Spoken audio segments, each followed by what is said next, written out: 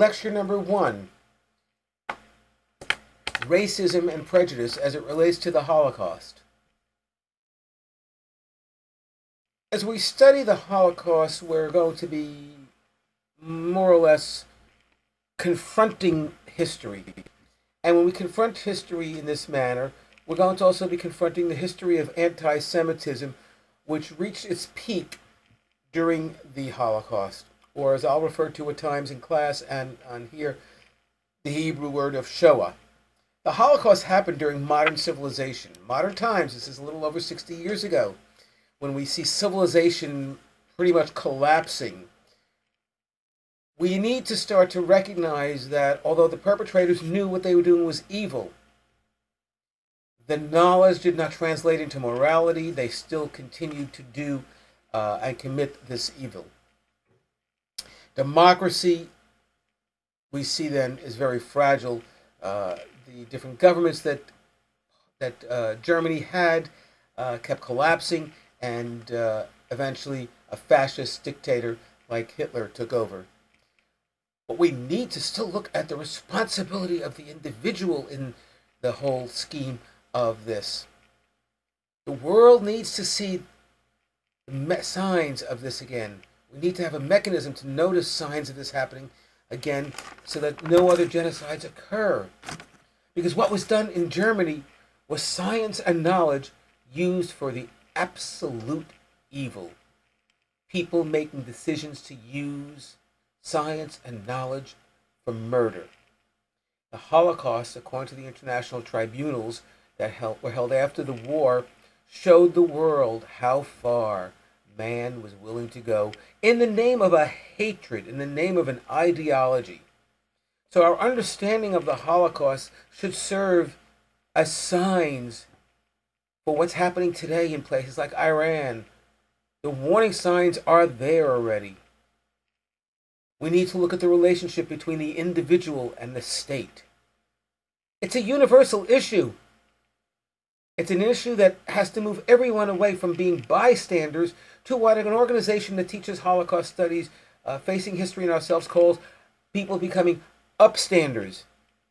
Now remember, no history totally belongs to any one single group of people. However, it means different things to different groups of people. Just like the civil rights movement has a very special meaning to blacks because they were denied their civil rights, their human rights too, right here in our country in the 1960s, after the Holocaust. Now, something to think about. But when we look at the Holocaust and we realize that it was a mainly Jewish story with a universal message, the denial of human rights, we need to understand also that we cannot define Jewish identity and Jewish culture through the Holocaust. We need to build a bridge between ourselves and the future so that social action becomes the byword. As you study the Holocaust, you need to engage your mind in 3 different spheres. Number 1 is history, of course. You need to understand the background, the facts, the events, the people involved. But then you need to also involve yourself in the sphere of the literature. That's why the course is designed as it is, because only through the personal lens can we put a face on the Holocaust and put it on an individual basis. That every one of those 6 million was a person, one by one, was a single person that added up to the 6 million.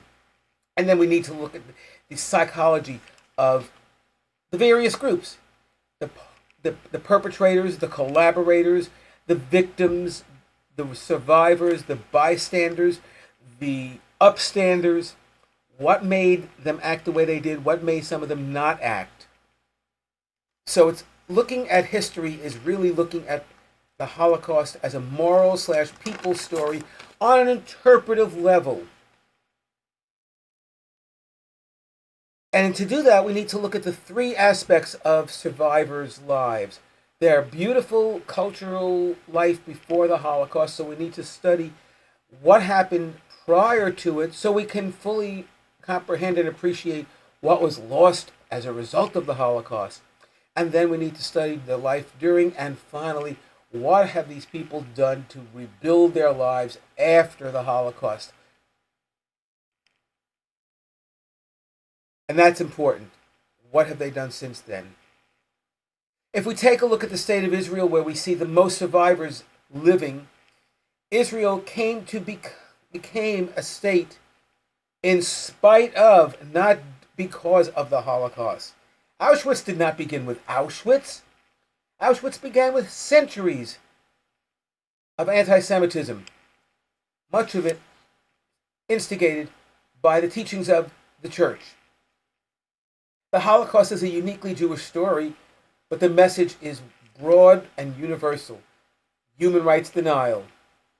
It's the most documented crime in the history of mankind. And Yad Vashem in Jerusalem, where I've studied, is the most extensive collection of documentation, artifacts, testimony, evidence, pictures, movies, and education in the entire world. And yet there were people out there who deny the Holocaust. Why do they feel they need to deny it? Well, many of them are laying the ground for future crimes against humanity.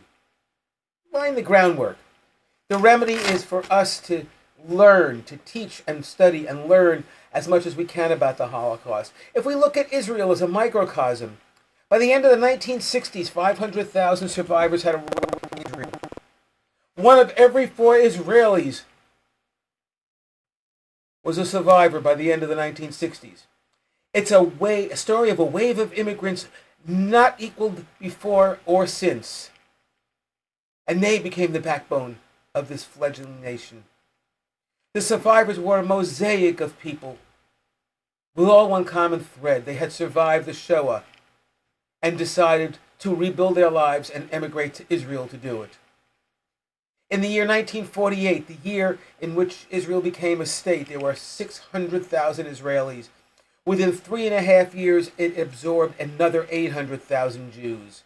Survivors were the most active immigrants and constituted at least half of the Israeli Defense Forces during the 1948 War for Independence.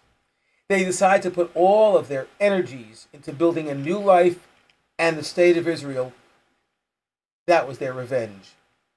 In 1961, a very pivotal trial took place. Adolf Eichmann, one of the chief architects of the murder of the 6 million, was captured by the Israeli underground in Argentina, and he was brought to Jerusalem, where he was put on trial. The world watched as the trial continued, and 103 victims, survivors, testified as to what occurred. And suddenly the world sat up and took notice. The Israeli populace sat up and took notice and said, my God, look what our fellow countrymen have gone through. Look what these people have gone through. The trial allowed the Israelis to see the Holocaust through a more personal lens, the lens of their fellow Israelis. And that knowledge changed attitudes toward survivors. Many young Israelis born after World War II were affected by watching this trial, and it was a shaping experience in their adolescent years. Israel coped with it with a much deeper understanding of the Holocaust. It became a dominant factor in their culture and character development. Young people began to connect with their past. And in connecting with their past, they studied the life before the Holocaust, during, and after. What is it we do in the wake of such a catastrophe? And we see what the survivors have done. History is not just facts. It's a series of moral and social lessons. And so let me end with a quote from Avner Shalev, who is the chairman of the directorate of Yad Vashem, who this past summer, in summer of 2008, when I was there, said, we need to teach students to be humans who realize that they make choices. Students must learn that they have the power to choose. And when I say students, I mean you and I, because the moment I stop being a student of the Holocaust, I stop being an effective educator of the Holocaust for you as my students. So with that brief lecture, I'm going to end right here. That's the end of lecture number 1. Thank you.